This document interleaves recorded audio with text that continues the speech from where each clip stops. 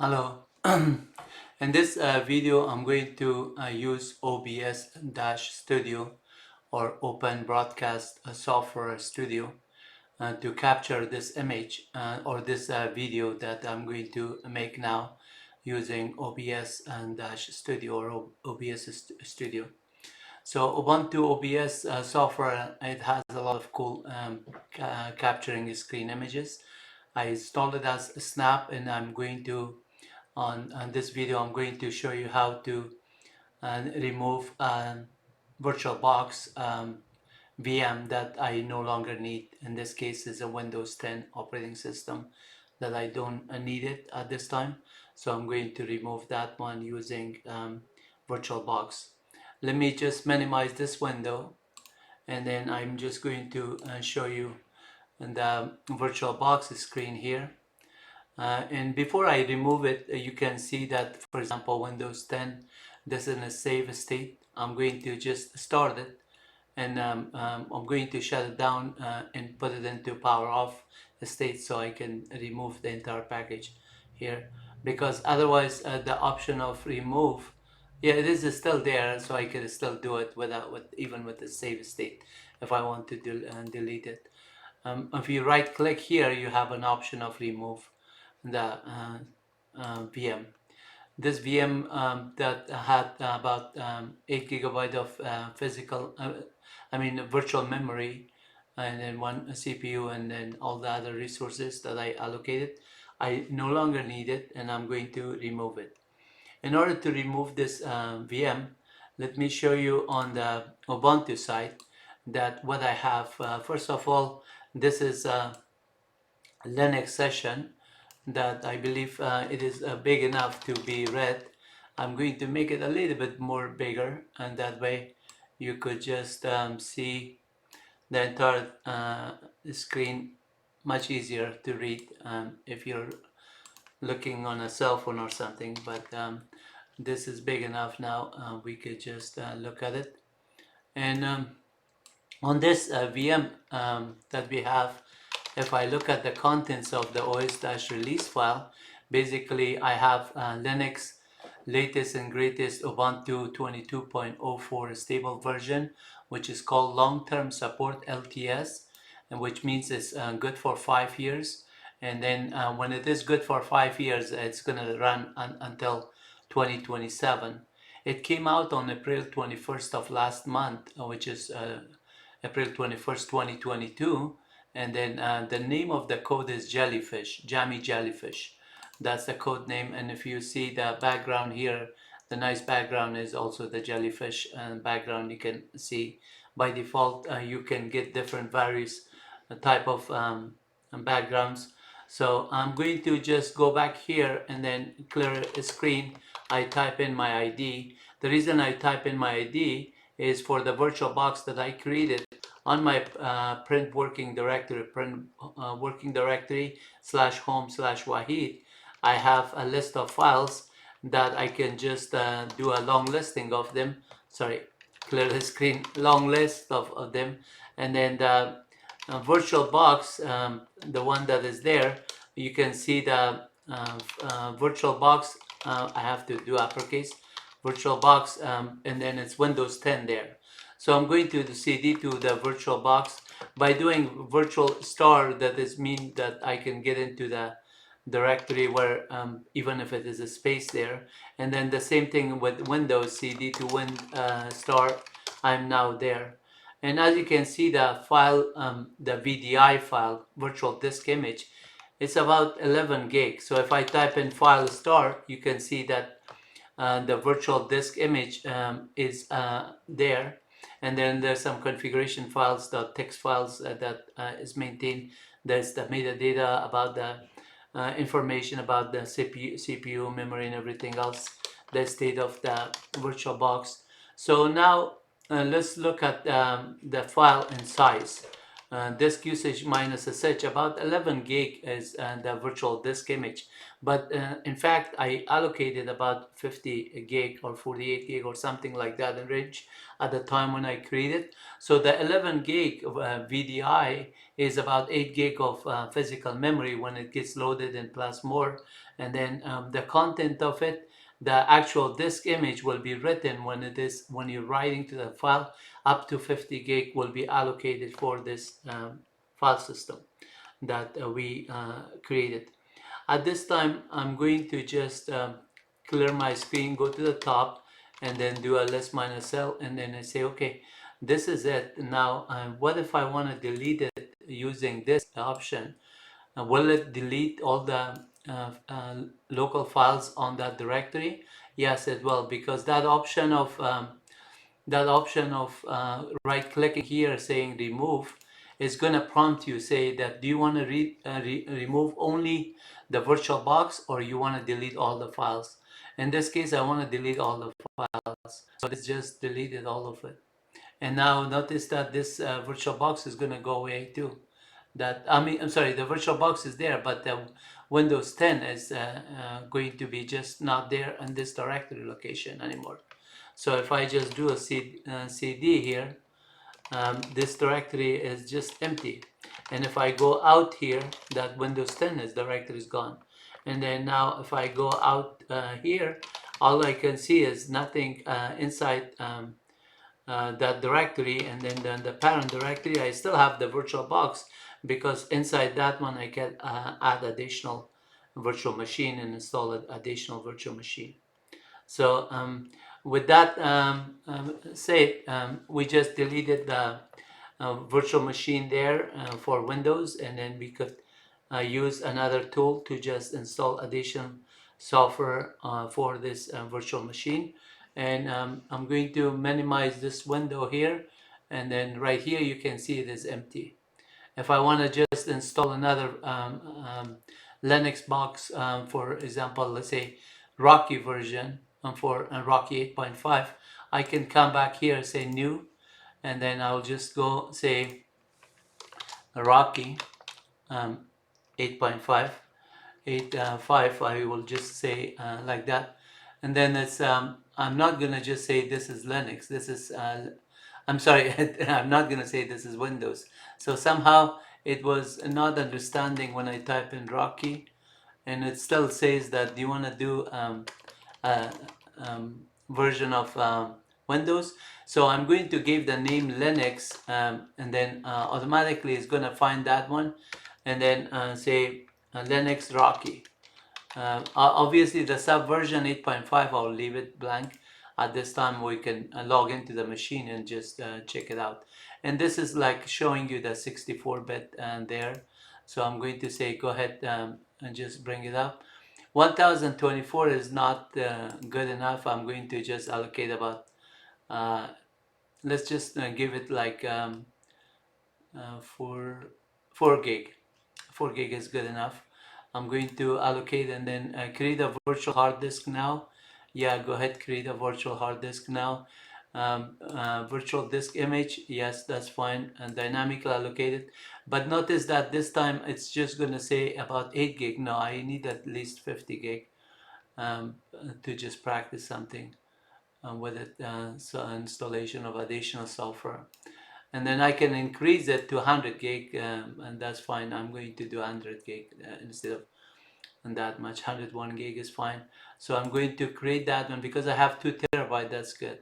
So now I have this one, but if I want to start it, I need the ISO image of Rocky 8.5. So in order to do that one, I have to start off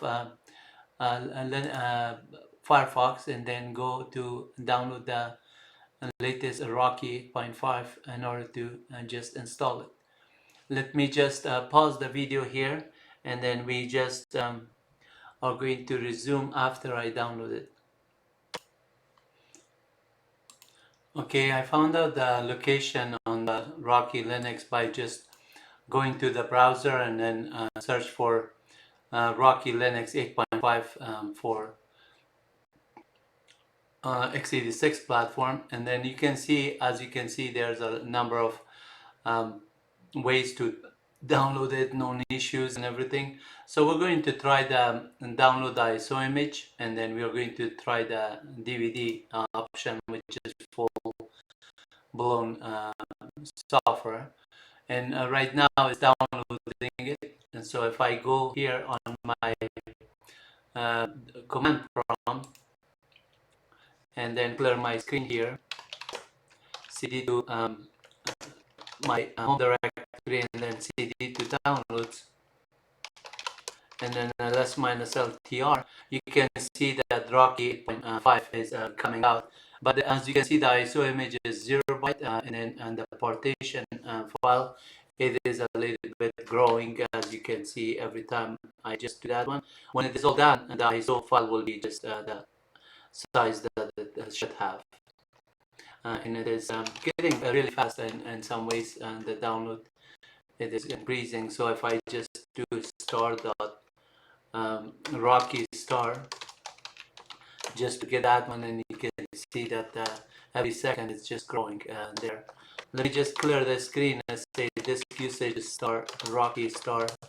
Then you can see is 1.3 gig. So if it is like 7 gig or 4 gig or 5 gig, usually these DVDs are 5 something gig on the average, but it could grow in there. So I'm going to again pause it, because this is a nanosecond was 1.5 meg or something that is getting downloaded, and it is not too fast, so but it is going to come. So let me pause the video again, and then we resume after the update is done.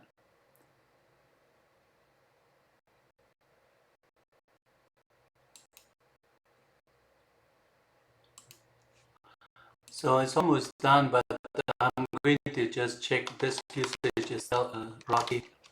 It's about 7.5 gig, and if I just do it, if it is sitting there with 7.5 gig, I don't need to do a while read. But now since it's 7.6 grow, I'm going to say while read true, and then I'm going to say do echo, checking on the size, and then disk usage minus sh Rocky star, and then say date, and then sleep 1 second, and then done. So every second is going to run the command, and then actually while read that was incorrect, so because we're reading it from there, I'm going to say while true. I did not put it into a variable or something, so while true it will just be always true. So it is going to check now 8.6 gig, and as you can see, on 1 second or 2 seconds, 1.1 gig is done. About 2 seconds. It's about 9 something gig, so it's almost there. And then by doing this, at some point, our timestamp changes every second, but then the size of the file, it remains to a certain amount, like 9 point something. And then that way we know that it's actually not writing anymore.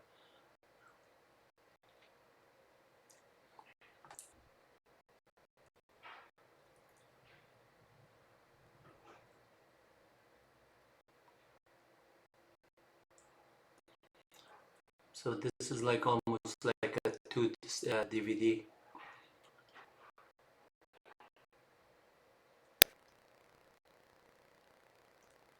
I'm gonna see if it's something or something I didn't know. Okay, so now the size of the ISO changed to 10 gig. That means we're done, because that parted file is gone. So it's not growing anymore, as you can see. So I'm going to Control C out of this while read, and if I just say star.iso image, and then you can see that when those that I downloaded earlier, I'm going to just do a clear screen, and then disk usage minus sh Rocky star, and you can see that is the 10 gig, always 10 gig. So that means it is already done. It's ready for us to use within this app. And then I'm gonna just minimize this window also, And then this one, we don't need that Rocky download anymore. So we're going to minimize it, and we move this one in the center.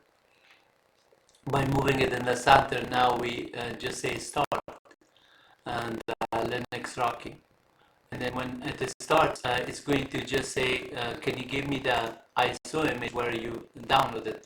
I say, sure, add the ISO image here, and select this one, and then I say open. And then once I do this one, I click on choose. And chose that one, so I'm going to say start, and it's going to go through the Rocky Linux installation.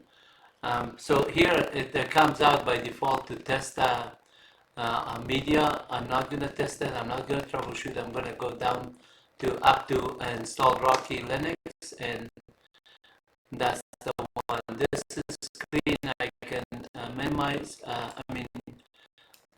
I can actually increase. So this one actually, let's just do full screen. See how it looks on the full screen.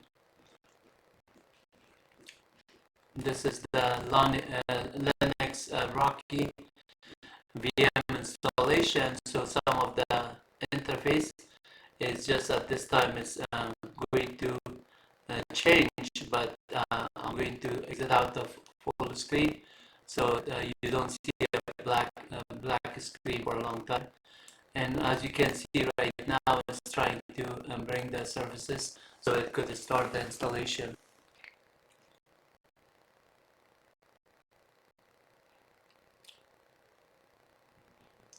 Linux Rocky is really cool as well.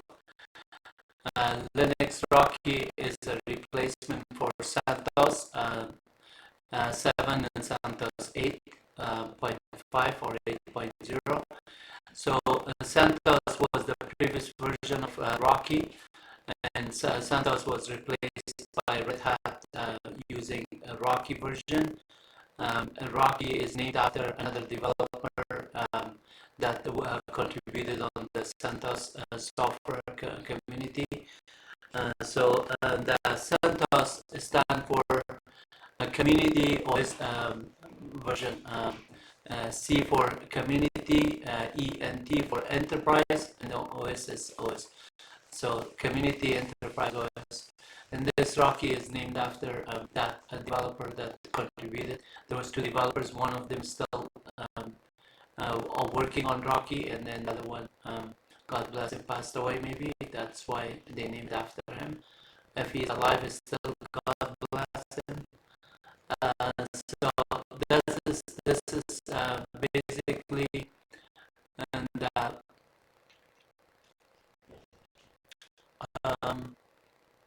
software that is right now is trying to install. On the initial startup stuff, I'm gonna leave this screen for a little bit, and I'm gonna capture some of this because it goes through the steps that we have doing it. This is Rocky version that we want. Okay, on the center window, you can see Rocky Linux is getting ready to install. So we select English, that's fine, continue with that.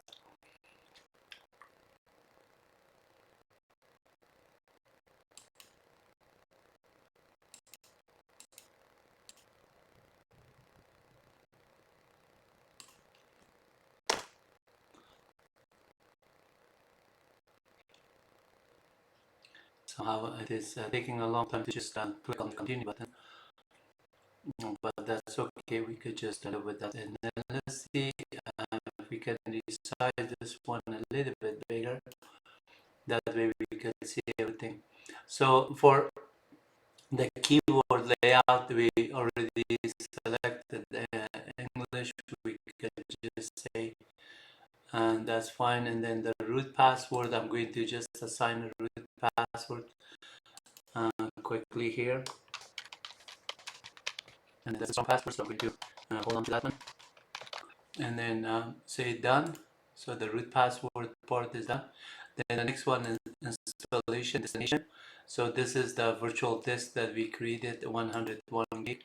We're going to choose that one, and then we say go ahead and do that, select that one, and that's going to be selected. Everything else is there, that's selected. The installation media at this time is, it still says not selected, but it should be selected. So let me just go there and then click on it, say done. I would like to make additional space. No, it's automatic, it's fine, and just say done.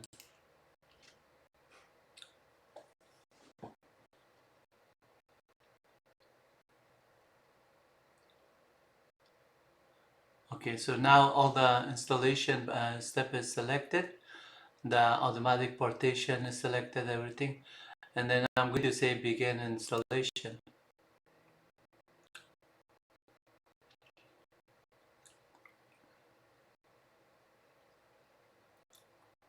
This part is gonna take for a while, so I'm going to just right now it's creating the partition dev SDA, the file system dev SDA A2 and so on, and then it's gonna install all the packages and show all the features.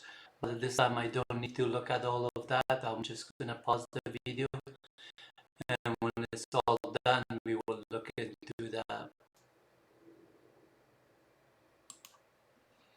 Okay, right now you can see on the left side on the installation progress, it looks like it completed successfully. So it is ready for us to reboot the machine. And then we can just also click here to agree with the license.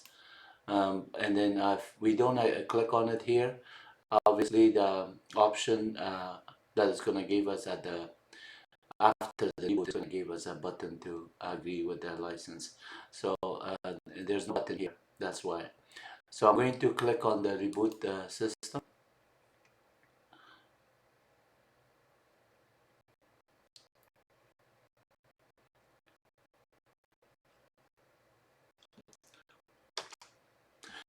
So the click, for some reason it was not taking it, so I had to press enter, and now it's trying to restart the processes.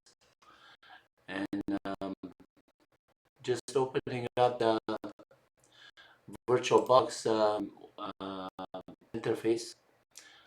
This is the Hypervisor software VirtualBox that I'm using on the right side, that we're using this Hypervisor VirtualBox software, which is provided by Oracle. And I'm going to just look at the running state of this one to see how it looks.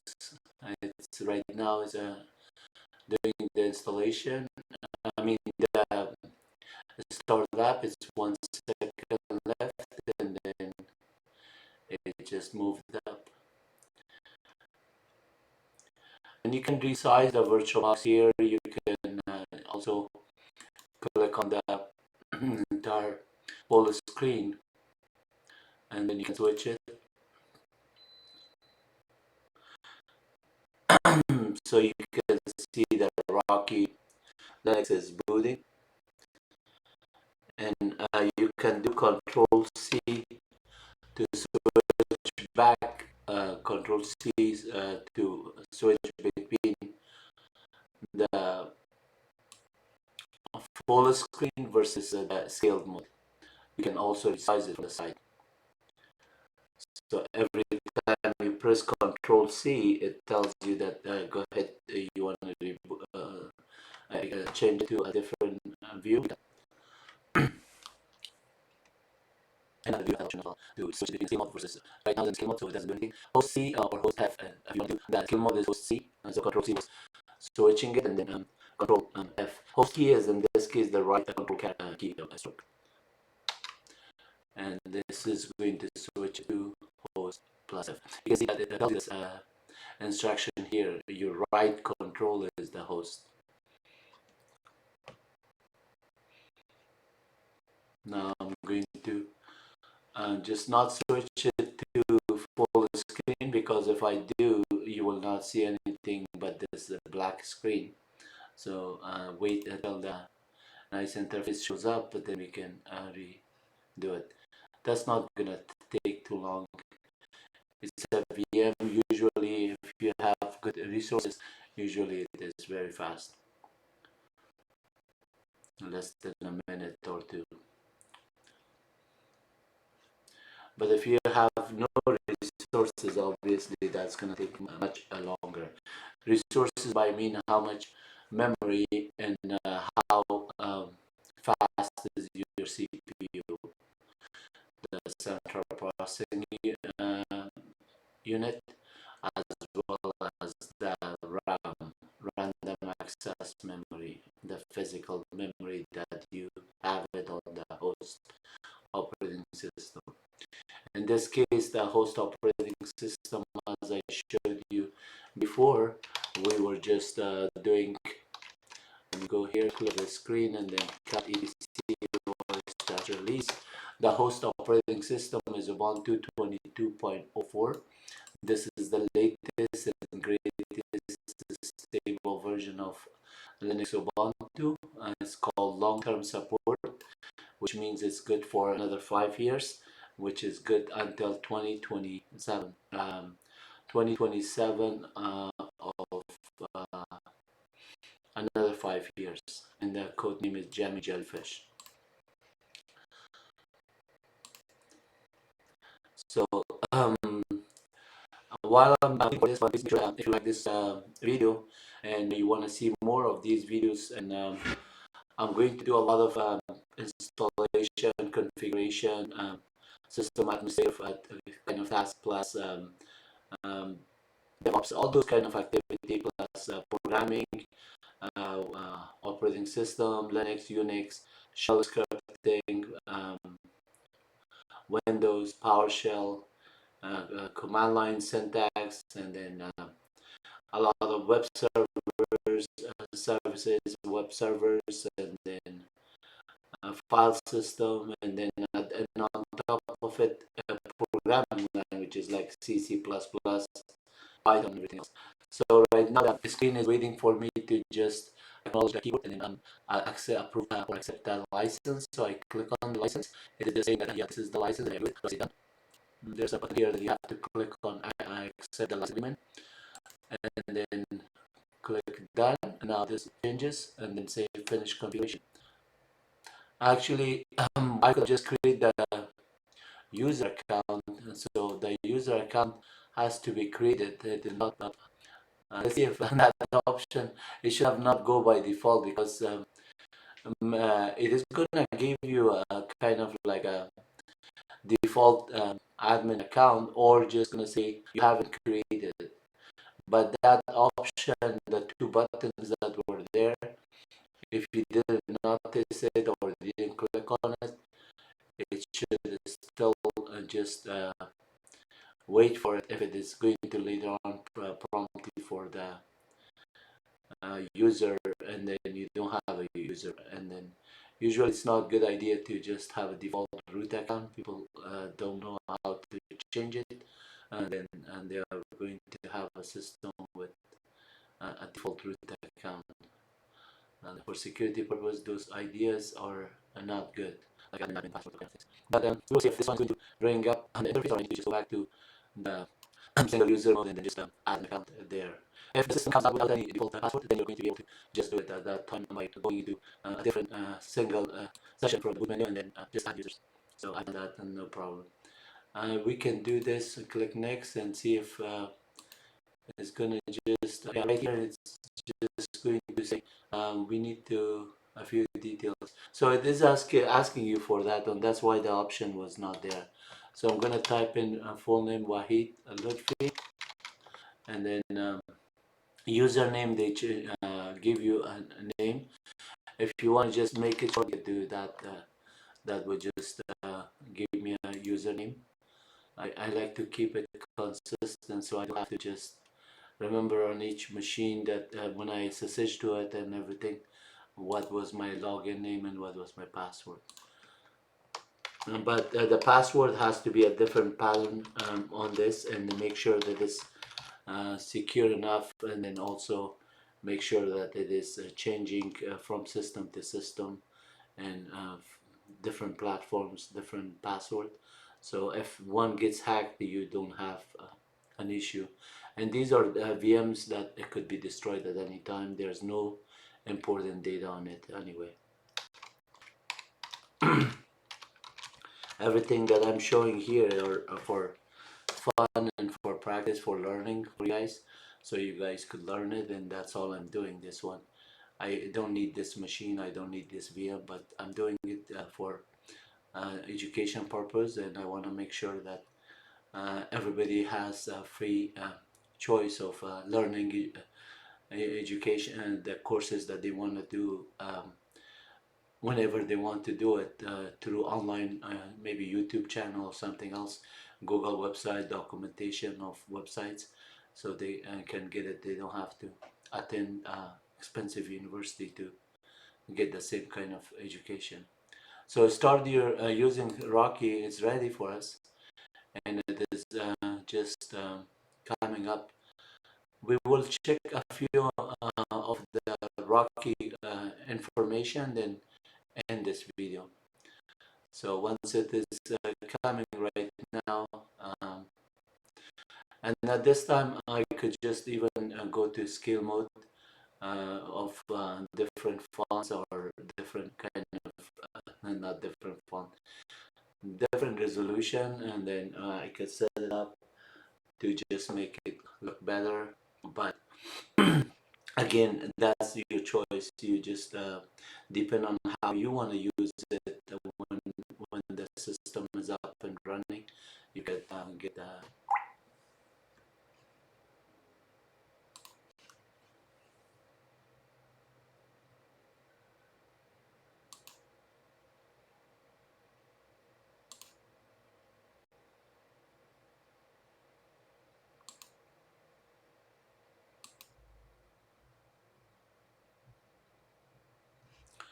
as you can see now, the VM is up and running, and it's ready for us to check some stuff. So I can close this window, and right here you can see the options on the entire VM that you have, what you have here. I just open the terminal, and then on the terminals we can type in some commands from the prompt that is available for us. So just at this time we type in ID, so it shows that I'm logged on as Wahid, and then I type in the host name. I did not give any host name, so it's localhost by default if you didn't assign a host name. And if you just say at this time clear the screen and say uname -a, this is showing you that we are running Linux. And then if you look at the file etc star release, usually there's a etc os-release, and there's CentOS, because CentOS is the previous version of Rocky version, and Rocky 8.5 is replacing the CentOS 7, 8, and 8.5 version of CentOS. CentOS stands for Community Enterprise Operating System, and Rocky is the new one that actually replaces CentOS. It is named after one of the developers, Rocky. And the OS release is the file that is there, because this is based on Red Hat. There's also a file Red Hat etc release. So if I cut etc Red Hat dash release, it is just going to say 8.5 Rocky version. And if I just do etc CentOS, all of these ones are basically symbolic link to the etc Rocky dash release. So whether I type in etc Red Hat dash release or cat etc CentOS dash release, or just type in Rocky dash release, Rocky dash release, it is all going to just show the 8.5. I just mistyped it somehow with that. There's no E. And then sorry, etc Rocky and dash release, let me clear the screen. ATC star release, and then you can see ATC. There's no Rocky. Yeah, it is actually ATC Rocky dash release file. This is the actual file that is the other ones are symbolic link to. So it's showing 8.5, but what is also important is the OS-release. If there's a OS-release, usually that is there. It is just looking at the user lab OS-release. This one gave you more details of the actual details of the name of the version 8.5, and then the code name, and then also the details of what this is on the platform Enterprise Linux 8 EL8, um, and then rocky.linux.org is the website, and then if you want to report bug or something, it is this. So let's just do a few more commands here. By default, you're going to just obviously you could do updates on it because this is Red Hat, and then based which the previous version of CentOS was the Yellow Dog Update Manager. Yellow Dog Update Manager is was the command for the file manager and package manager. Yellow Dog Update Manager. It was just you could get things from the repository. Things I mean by just downloading any packages and any utilities. On Red Hat, they have the package manager as RPM, Red Hat Package Manager. On CentOS, we had it as Yum, and then CentOS replaced with DNF, the Fedora version of the repository.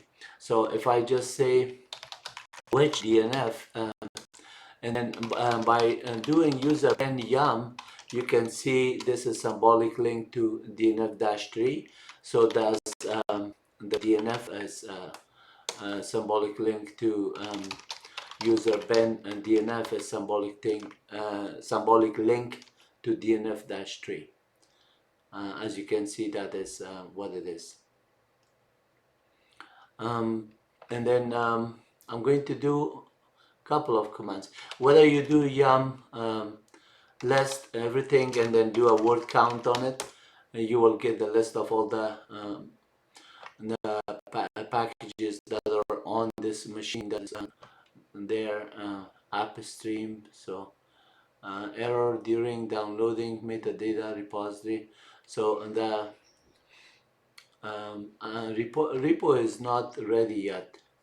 Yum repo list.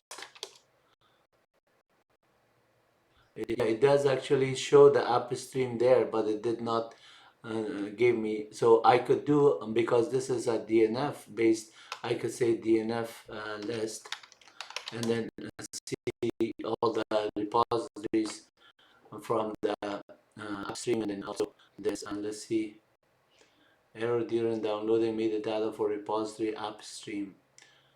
Curl couldn't resolve host name. Yeah, because we're not on the network. So whenever you just get this kind of activity, it looks like the interface did not start from the network. So I'm going to click on the buttons here that we have for the network and configure our network right here.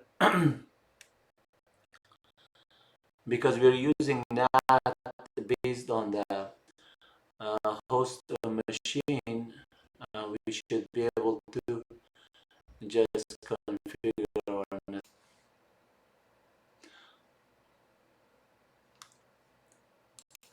So on this screen, you can see right now it is telling us that DNF list, there was an issue with couldn't resolve the host name. As a result of that one, I know that I was not on the network, so I just set it up to get it on the network.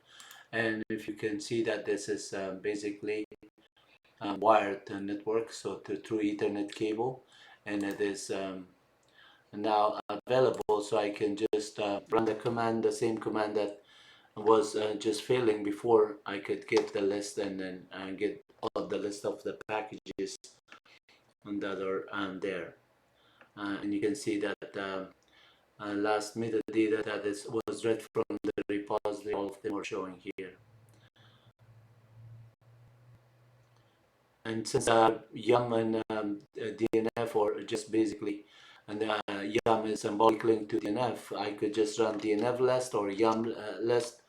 That would still do it. And then if I do a word count on it, then I can get the total of how many packages were installed there.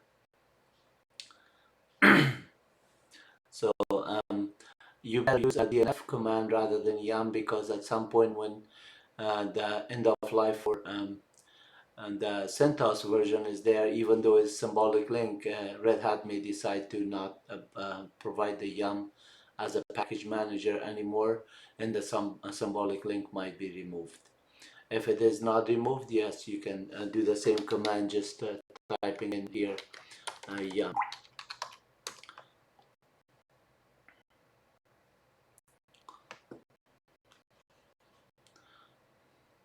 So there's a couple of more packages on the yum, maybe as add-on from the previous one, or maybe it is the same